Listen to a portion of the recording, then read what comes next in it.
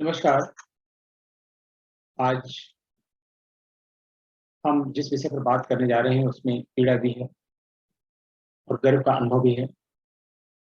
ऐसी शख्सियत पर जो हज़ारों साल में एक बार जन्म लेते हैं और वो शख्सियत हैं माननीय बाबूजी कल्याण सिंह। कल्याण सिंह का हाल ही में लंबी बीमारी के बाद निधन हो गया 21 अगस्त को। राम भक्त कल्याण को जिनके बारे में कहा जा सकता है, राम काज कीन्ही बिनु मोहि कहा विश्राम। जब राम का काज हो गया, अयोध्या में राम का भव्य मंदिर बन रहा है, उसी समय उन्होंने अंतिम सांस ली। और जब तक कोई विघ्न बाधाएं रही, वो उसे देखते रहे। ऐसे राम भक्त कल्याण को सत सत नमन और विनम्र श्रद्धांजलि। कल्याण सिंह अब हमारे बीच नहीं है। अब ये अफवाह नहीं है, अब ये हकीकत है। लेकिन जब तक अयोध्या में राम मंदिर रहेगा और राम मंदिर के संघर्ष का इतिहास रहे, राम मंदिर पर बाबर के अतिक्रमण का हटाया जाना जब तक चर्चा में रहेगा, कल्याण सिंह का नाम हमेशा याद किया जाता रहेगा। और जब तक ये सारी चीजें होंगी, वो इस लोक में विराजमान रहेंगे। उन्हें समस्त हिंदू जनमानस, सभी राम भक्त और उनके परिवार, ऐसे सभी लोग जिनको सनातन संस्कृति से प्रेम है, उनकी ओर से कल्याण सिंह को विनम्र श्रद्धांजलि। जय श्री राम। कल्याण सिंह कौन थे? उनका जन्म कहाँ हुआ था? उनकी शिक्षा दीक्षा कहाँ तक हुई? उनका प्रारंभिक व्यवसाय क्या था? उन्होंने राजनीति में कब प्रवेश किया और राजनीति में क्या अच्छी चीजें होने की, ये सब कुछ महत्वपूर्ण है। लेकिन सबसे अधिक महत्वपूर्ण वह है जब समूचे विश्व ने देखा कल्याण सिंह का महामानव शुरू। और वह दिन था 6 दिसंबर 1992। उन्होंने ऐलान कर दिया था, राम भक्त कासेवकों पर गोली नहीं चलवाएंगे, गोली नहीं चलवाएंगे, गोली नहीं चलवाएंगे। और इसका परिणाम यह हुआ कि कार सेवकों का उत्साह हिलोरे ले रहा था और उनका कहना यह सही था कि गोली नहीं चलवाएंगे। 6 दिसंबर 1992 को अयोध्या में 4 लाख से अधिक श्रद्धालु राम भक्त कासेवक एकत्र हो गए थे। और ऐसे में अगर गोली चलवाई जाती तो निश्चित रूप से हजारों की संख्या में कार सेवक मारे जाते और एक बहुत ही भयानक नरसंहार हो सकता था। इसलिए उनका यह निर्णय हिंदू दृष्टिकोण से ना भी देखा जाए, एक प्रशासनिक दृष्टिकोण से देखा जाए तो भी बिल्कुल उचित था। चलाऊंगा गोली नहीं चलाऊंगा, गोली नहीं चलाऊंगा। लेकिन 6 दिसंबर को बहुत ही तनावपूर्ण माहौल था। केंद्र सरकार में पीवी नरसिम्हा राव प्रधानमंत्री थे, उत्तर प्रदेश में कल्याण सिंह मुख्यमंत्री थे। अयोध्या से लखनऊ, लखनऊ से दिल्ली, दिल्ली से अयोध्या, ये फोन कॉल और तनाव का नेटवर्क चलता रहा। और केंद्र सरकार के अधिकारियों, केंद्र खासतौर से केंद्र सरकार के गृह मंत्री शंकरराव चौहान के बार बार कल्याण सिंह से बात करने के बाद भी वो अपने दृढ़ निश्चय पर अटल रहे कि गोली नहीं चलेगी, गोली नहीं चलेगी। और उन्होंने ये साबित कर दिया अपने दृढ़ निश्चय से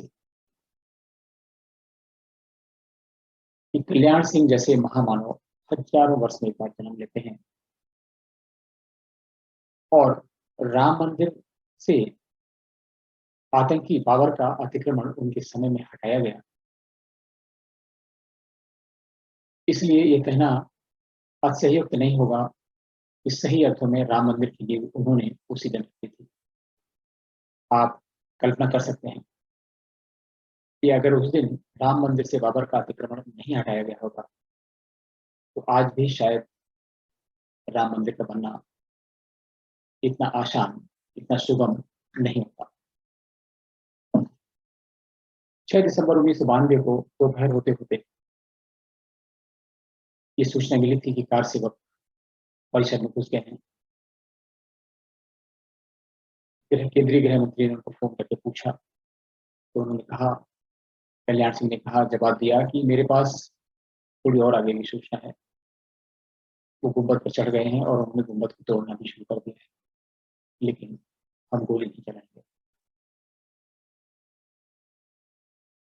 उत्तर प्रदेश पुलिस के पुलिस महानिदेशक दौड़ते हुए बताया जाता है कि उनके पास आए और उन्होंने गोली चलाने की अनुमति मांगी। उन्होंने साफ इनकार कर दिया। उन्होंने कहा कि सारे विकल्प आजमाइए, आंसू गैस छोड़िए, उनको रोकिए, लेकिन गोली नहीं चलेगी। और दोपहर तक राम भक्त कार सेवकों ने गुंबदों को ढाना शुरू कर दिया और शीघ्र ही तीनों गुंबद धराशायी कर दिए गए। आज लोग कुछ भी कहें कि उन्होंने न्यायालय की अवमानना की, केंद्र सरकार को धोखा दिया, संसद को धोखा दिया, लेकिन ऐसा कुछ नहीं है। उन्होंने सर्वोच्च न्यायालय में हलफनामा देकर जरूर कहा था कि वह ढांचे की सुरक्षा का भरपूर प्रयास करेंगे। राष्ट्रीय सुरक्षा परिषद में भी उन्होंने यही कहा था कि वो ढांचे की सुरक्षा का प्रयास करेंगे, पूरी कोशिश करेंगे, लेकिन हर जगह उन्होंने कहा था कि वो गोली नहीं चलाएंगे। केंद्र सरकार के समक्ष भी उन्होंने स्पष्ट रूप से कह दिया था कि वह गोली नहीं चलाएंगे। इसलिए उनके मन मस्तिष्क में यह बात बिल्कुल स्पष्ट थी कि कुछ भी हो जाए, गोली नहीं चलेगी। तो इसलिए फिर ये कहना कि उन्होंने धोखा दिया, अवमानना हुई, मेरे ख्याल से ये बहुत अर्थ नहीं रखता। लेकिन सबसे बड़ी चीज है जो शायद दुनिया भर के प्रबंधन के विद्यार्थियों के लिए एक मानक होना चाहिए। विवादित ढांचा गिराए जाने के बाद उन्होंने इस घटना की पूरी जिम्मेदारी अपने सिर पर ले ली और साफ साफ शब्दों में कहा कि उन्होंने गोली चलाने का आदेश लिखित रूप में दिया था। इसलिए इसमें किसी भी पुलिस और प्रशासनिक अधिकारी का दोष नहीं है। इसमें किसी कार सेवक, किसी राम भक्त, किसी श्रद्धालु, किसी अन्य नेता का दोष नहीं है। जो कुछ हुआ उसका पूरा उत्तरदायित्व मेरे सिर पर है। इसलिए जो भी सजा दी जाए वह मुझको दी जाए। और इसके बाद उन्होंने अपने पद से त्यागपत्र दे दिया। वह जून 1991 में मुख्यमंत्री बने थे और आप सभी जानते हैं, हम सभी देखते हैं कि लोग सत्ता में बने रहने के लिए, मुख्यमंत्री बनने के लिए क्या क्या नहीं करते, गोलियां चलवा देते हैं। ये वही अयोध्या है जहां पर इसके पहले हजारों कार सेवक मारे जा चुके थे। अयोध्या रक्त रंजित हो गई थी। इसमें बहुत डिटेल में जाने की आवश्यकता नहीं है, लेकिन आप समझ लीजिए कि कितने ऐसे श्रद्धालु थे जो शरीर में कूद गए थे और उनका फिर कहीं पता नहीं चला। कितने ऐसे थे जो पुलिस की गोलियों से मर गए और पुलिस उनको उठा के ले गई, उनका आज तक पता ठिकाना नहीं चला है। वो कोठारी बंधुओं को कौन भूल सकता है जो सबसे पहले गुंबदों पर चढ़े थे। खैर, कल्याण सिंह की जो एक जिम्मेदारी लेने वाली बहुत ही विवाह की पड़ी और एक जिम्मेदारी भरा कर्तव्य था, ये दुनिया भर के प्रशासकों के लिए, दुनिया भर के प्रबंधकों के लिए एक नजीर है। काश दुनिया के सारे प्रबंधक, सारे प्रशासक ऐसा कर सकें तो किस तरह का वातावरण बनेगा। उनके मातहत काम करने वाले, उनके अंडर में काम करने वाले लोग कितने निश्चिंत भाव से काम कर सकेंगे। ये जिसने किया उस शख्सियत का नाम है Kalyan Singh.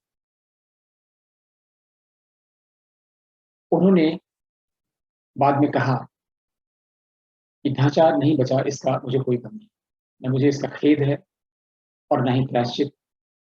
No regret, no repentance, no sorry, no. कहना है कि साजिश थी, साजिश बिल्कुल नहीं थी। ये सैकड़ों साल से करोड़ों हिंदुओं की कुचली गई भावना का स्वतः स्फूर्त विस्फोट था, जो 6 दिसंबर 1992 को उस घटनागृह में सामने आ गया है। हमने सुरक्षा के सारे प्रबंध किए थे, ये सच है कि उसके बावजूद भी ढांचा टूट गया।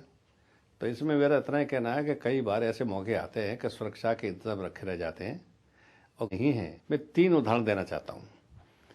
अमेरिका के राष्ट्रपति कैनेडी की सुरक्षा के पक्के इंतजाम थे, लेकिन घटना घटित हो गई।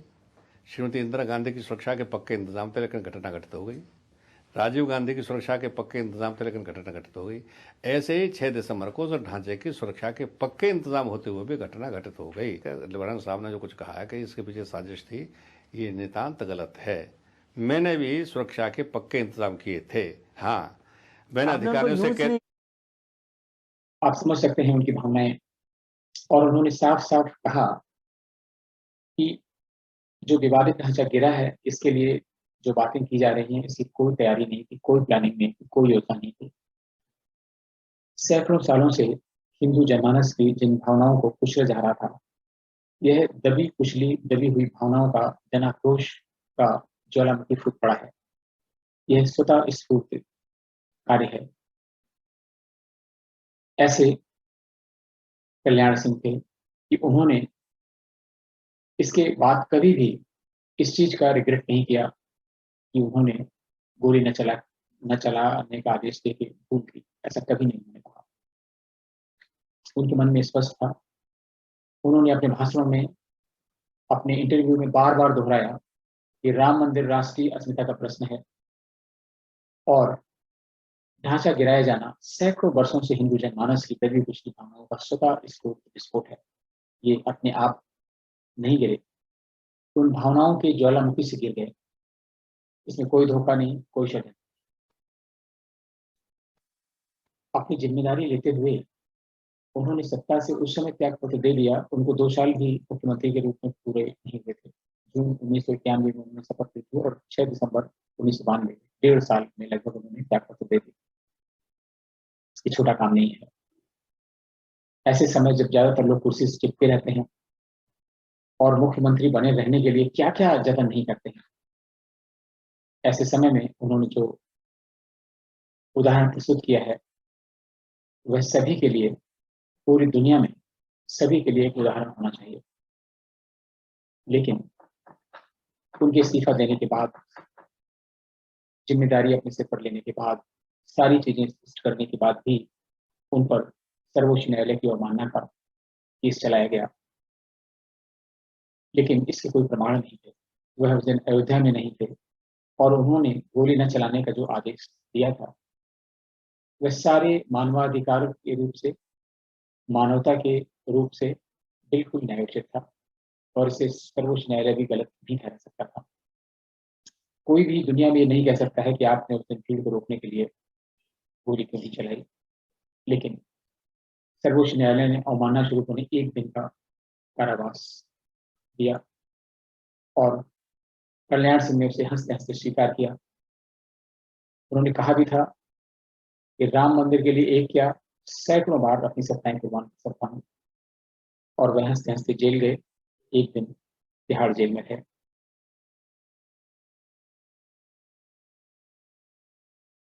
नकल एक ऐसी बीमारी थी जिसने पूरे प्रदेश को जकड़ रखा था। नकल माफिया जैसा चाहते थे वैसा करते थे। बहुत बड़ा उद्योग था। गैस पेपर और माफिया आधारित शिक्षा पद्धति, आप सोच सकते हैं कि प्रदेश के युवा मेधावी क्या करेंगे। कल्याण सिंह ने मुख्यमंत्री बनते ही इस पर ध्यान दिया और नकल विरोधी अध्यादेश जारी कर दिया। उन्होंने विधानसभा में कानून पारित होने का भी इंतजार नहीं किया। बाद में कानून बन गया और इससे नकल करने और कराने दोनों वाले लोग जेल जाने लगे। कई छात्र भी जेल में गए। लोगों को बड़ा नागवार गुजरा और यह मुद्दा राजनीतिक हो गया। मुलायम सिंह जैसे छत्र कहने लगे कि जब उनकी सरकार आएगी तो वह नकल कानून को वापस कर देंगे, खत्म कर देंगे। लेकिन जितने भी मेधावी छात्र थे, अभिभावक थे, उन्होंने पूरी प्रशंसा की और उनके कार्यकाल में नकल माफियाओं को जितनी नकेल लगाई गई, उससे शिक्षा व्यवस्था में जितना सुधार हुआ, उसकी सहज कल्पना की जा सकती है। दूसरी बार जब वह मुख्यमंत्री बने, यह बात विवादित ढांचा गिरने की बात की है। उसमें चुनाव हुए और उन चुनाव में बसपा और सपा ने आपस में गठबंधन कर लिया और मिलकर चुनाव लड़े। नतीजा आप हिंदू जनमानस को देखिए कि ऐसे व्यक्ति ने जिसने राम मंदिर के लिए अपनी सरकार कुर्बान कर दी, सत्ता का लालच नहीं दिखाया, वह मुख्यमंत्री का चेहरा था भाजपा का, और भाजपा बहुमत नहीं पा सकी। सपा और बसपा गठबंधन ने सरकार बनाई। उस समय नारे लगाए गए, मिले मुलायम काशी राम, हवा हो गए जय श्री राम। कितना शर्मनाक नारा था। कल्याण सिंह सत्ता में वापस नहीं आ सके, मुलायम सिंह मुख्यमंत्री बने, लेकिन विपरीत ध्रुवों पर खड़े हुए दोनों दल सपा और बसपा, इनकी बहुत ज्यादा दिन तक नहीं चली और गेस्ट हाउस कांड हो गया। मायावती ने समर्थन वापस ले लिया और मुलायम सिंह की सरकार गिर गई। इसके बाद भाजपा और बसपा की सरकार बनी। उसमें तय हुआ कि 6 महीने बसपा की सरकार बनेगी, 6 महीने भाजपा की सरकार, मुख्यमंत्री रहेगा। मायावती खेल की माहिर तो नहीं कही जा सकती, लेकिन वो इस तरह की उद्दंड खिलाड़ी थी। जब बचपन में हम लोग खेलते थे, खुद बैटिंग कर लेने के बाद बाकी फिर बल्ले समेट लेते थे, मायावती ने वही किया। अपना कार्यकाल पूरा करने के बाद कल्याण सिंह बमुश्किल 1 महीने मुख्यमंत्री रह पाए थे, तो उन्होंने समर्थन वापस ले लिया। इसके बाद बहुत हाई वोल्टेज ड्रामा हुआ। राज्यपाल रोमेश भंडारी विदेश सेवा के अधिकारी थे और कांग्रेस आलाकमान के बेहद करीबी थे। उन्होंने 2 दिन का समय दिया कल्याण सिंह को बहुमत साबित करने के लिए। कल्याण सिंह ने सदन में बहुमत साबित भी कर दिया, लेकिन नियोजित तरीके से विपक्षियों ने सदन में इतना हो हंगामा किया, कुर्सियां चली, और जैसा दृश्य सदन में देखा गया, शायद वो विधानसभा के इतिहास में एक शर्मनाक वाकया था। इसी आधार पर रोमेश भंडारी ने राज्य में राष्ट्रपति शासन लगाने की सिफारिश की, लेकिन तत्कालीन राष्ट्रपति के.आर. नारायण ने उन सिफारिशों को नकार दिया। इसके बाद रोमेश भंडारी ने केंद्र सरकार की सहमति से कल्याण सिंह की सरकार बर्खास्त कर दी और रात में कल्याण सिंह के ही एक कैबिनेट मंत्री जगदम्बिका पाल को मुख्यमंत्री की शपथ दिला दी। इसके बाद प्रदेश की राजनीति और गर्मा गई। उस समय कद्दावर नेता अटल बिहारी वाजपेयी धरने पर बैठ गए लखनऊ में। मामला हाई कोर्ट तक गया और हाई कोर्ट ने राज्यपाल के आदेशों पर रोक लगा दी। कल्याण सिंह दोबारा प्रतिस्थापित हो गए मुख्यमंत्री के रूप में। ये कल्याण सिंह का संघर्ष है मुख्यमंत्री के रूप में, किन विषम परिस्थितियों में और कैसे उन्होंने मुख्यमंत्री का दायित्व संभाला, कैसे अपना कार्य पूरा किया। भाजपा के लिए खासतौर से उत्तर प्रदेश में जितना कल्याण सिंह ने किया, उतना शायद ही किसी ने किया हो। और जो भाजपा के दिग्गज नेता उस समय हुआ करते थे, लाल कृष्ण आडवाणी और अटल बिहारी वाजपेयी, अगर उनके अलावा भाजपा को एक ग्रोथ इम्प्यूटस देने का अगर किसी को श्रेय देना होगा तो वह कल्याण सिंह है। और उत्तर प्रदेश में भाजपा का जो जनाधार बनाया वह कल्याण सिंह ने ही बनाया।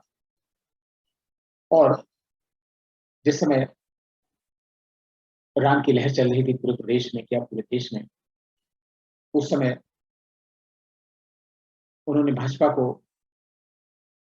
अध्यक्ष, प्रदेश अध्यक्ष के रूप में भाजपा को बहुमत दिलवाया और प्रदेश के पहले भाजपाई मुख्यमंत्री बने। इसके बाद कहते हैं कि बहुत सारी चीजें ऐसी होती हैं जो स्वयं के कंट्रोल में नहीं होती। आज हम सोचते हैं कितना मुश्किल है कल्याण सिंह बनना। अगर आप किसी उत्तर प्रदेश के अन्य मुख्यमंत्री का नाम लेंगे, चाहे मुलायम सिंह हो चाहे मायावती हो, उनका बनना कितना आसान है। कल्याण सिंह का बनना बहुत मुश्किल है, और उससे भी मुश्किल है कल्याण सिंह बने रहना। वह 2 बार उत्तर प्रदेश के मुख्यमंत्री रहे और उनका पूरा कार्यकाल 5 वर्ष भी नहीं है। लेकिन 2 बार के इन छोटे-छोटे कार्यकालों में उन्होंने जितना काम कर दिया, जितनी बड़ी लाइन खींच दी, वह आने वाले दशकों तक लोगों के लिए मार्ग प्रशस्त करती रहेगी, एक नज़ीर बनी रहेगी।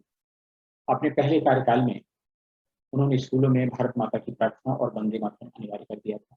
इसका विरोध हुआ, लेकिन इसके बाद सब कुछ शांत हो गया और सारे स्कूलों में वंदे मातरम शुरू हो गया। आज जो विद्यालय, ऐसे बहुत से विद्यालय हैं, वहाँ पर तमाम बयान जी की जाती है, वहाँ पर भी ये वंदे मातरम होता था। दूसरा जो सबसे बड़ा और बहुत प्रतीक्षित काम था, वह था नकल का कानून बनाना। मुझे याद आता है, अपने समय में जब मैं कल्याण सिंह के कार्यकाल में मैंने ग्रेजुएशन तो नहीं किया, उसके कुछ समय पहले किया था। उस समय उत्तर प्रदेश की जो माध्यमिक शिक्षा परिषद और बाकी विश्वविद्यालयों की हालत इतनी खराब थी कि प्रदेश में शिक्षा माफियाओं का राज हो गया था। उस समय कोचिंग प्रचलित नहीं थे, लोग पास होने के लिए पैसे देते थे, अच्छे नंबर लाने के लिए पैसे देते थे, नकल कराने के लिए पैसे देते थे और हर तरह की नकल होती थी जिसकी आप कल्पना कर सकते हैं, वो सब नकल होती थी। कोई विद्यार्थी, कोई छात्र परीक्षा देने नहीं भी जाता था तो उसकी जगह परीक्षा देने वाला भी उपलब्ध होता था। पूरे-पूरे सॉल्व पेपर मिलते थे। सभी अच्छे विद्यार्थी, मेधावी विद्यार्थी सोचा करते थे, काश कोई ऐसा व्यक्ति हो जो कम से कम इस परंपरा पर रोक लगा सके, जो शिक्षा व्यवस्था रसातल में जा रही है, उस पर अंकुश लगा सके। और फिर कल्याण सिंह आए।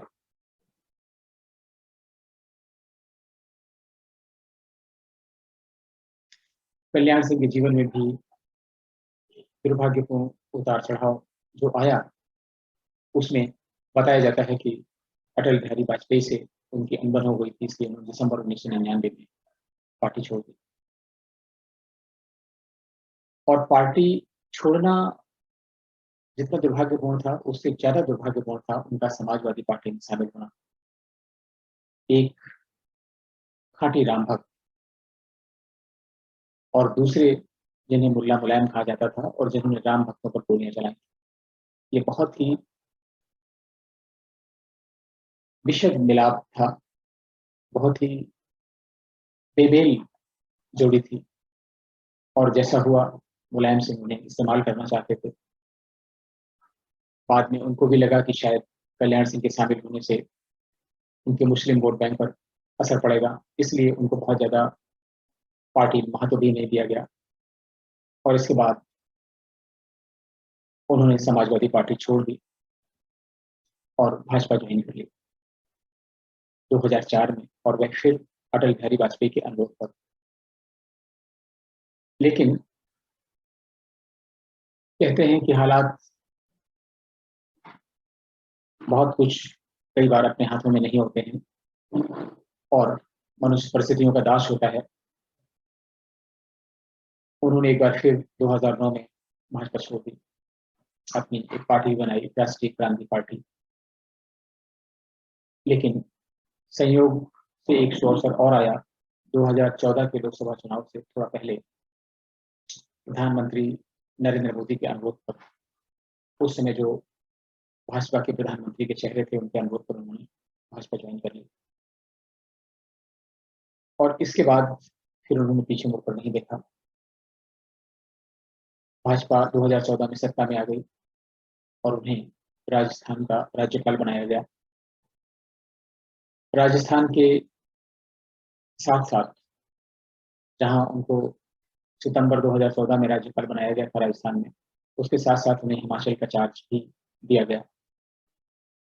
और अभी हाल ही में जब वो राज्यपाल के पद से सेवानिवृत्त हुए, इसके बाद उन्होंने विधिवत भाजपा में सक्रियता प्रारंभ कर दी और उन्होंने भाजपा के बारे में और भाजपा के 2 नेताओं के बारे में, नरेंद्र मोदी और योगी आदित्यनाथ के बारे में जो भविष्यवाणियां की, जो कहा, वह निश्चित रूप से काबिल तारीफ है।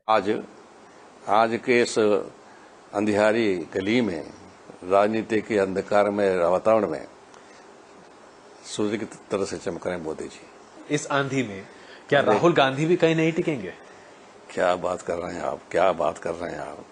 राहुल गांधी का और नरेंद्र मोदी का कोई मुकाबला नहीं है। राहुल गांधी ने तो तैरना भी शायद किताबों में पढ़ा होगा, और मोदी साहब समुद्र पार करके तैर के यहीं तक आए। कोई तुलना नहीं दोनों के बीच में, कोई तुलना नहीं। कल्याण सिंह के अस्पताल में भर्ती होने से कुछ समय पहले किसी पत्रकार ने उनसे वार्ता की। उसमें उन्होंने कहा कि देश और प्रदेश में भाजपा अपराधी हो गई है। फिलहाल उसका कोई विकल्प नहीं है।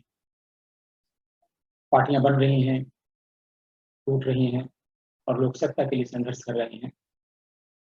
समाज सेवा पीछे चली गई है।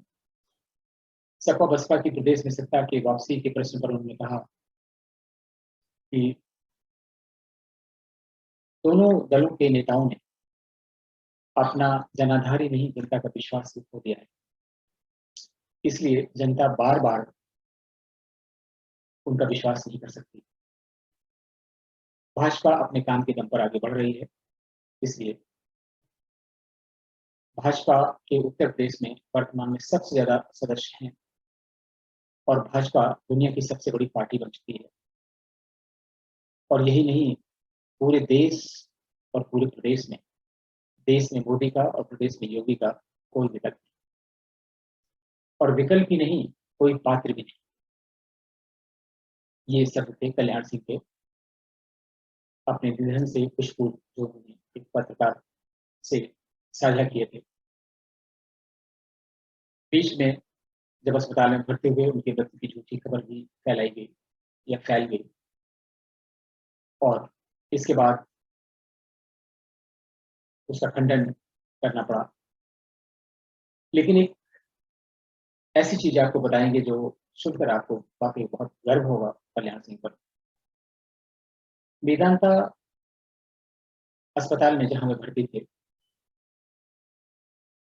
और शायद एसजीपीजीआई में थे, राम के प्रति उनकी श्रद्धा का अंदाजा इस बात से लगाया जा सकता है कि वह जैसे राम भक्त की पहचान बन चुके थे। अस्पताल में लोग इसी ढंग से उनका दर्शन करते थे, राम भक्त कल्याण। और जिस दिन 21 अगस्त को उनकी मृत्यु हुई, उससे कुछ समय पहले उन्होंने अस्पताल के स्टाफ को बुलाया और सबसे हाथ ऊपर उठाकर जय श्री राम करने के लिए कहा। आप उसकी एक फोटो सोशल मीडिया पर बहुत वायरल हुई, आप देखेंगे।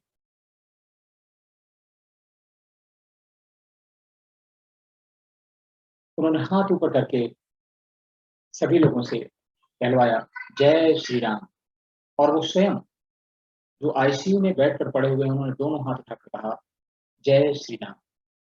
ये है राम भक्त कल्याण सिंह। और इसके बाद उन्होंने प्राण त्याग दिया। ये छोटी बात नहीं। और जैसा हम लोगों ने अभी बात की, अयोध्या में भगवान श्री राम के मंदिर के साथ उनका हमेशा हमेशा के लिए नाम जुड़ा रहेगा। लेकिन उत्तर प्रदेश के मुख्यमंत्री योगी आदित्यनाथ ने एक काम और कर दिया है। अयोध्या से राम मंदिर जाने वाले मार्ग का नाम कल्याण सिंह मार्ग कर दिया है। मेरे भी बड़ी की आकांक्षा थी, जीवन भर की आकांक्षा थी कि मैं राम मंदिर को अपने जीवन काल में देखना चाहता हूँ। और अब मुझे पूरा विश्वास हो चला है कि अपने जीवन काल में मैं राम मंदिर का निर्माण देख लूँगा, और फिर बड़ी आराम से, चैन से, शांति के साथ दुनिया छोड़कर चला जाऊँगा।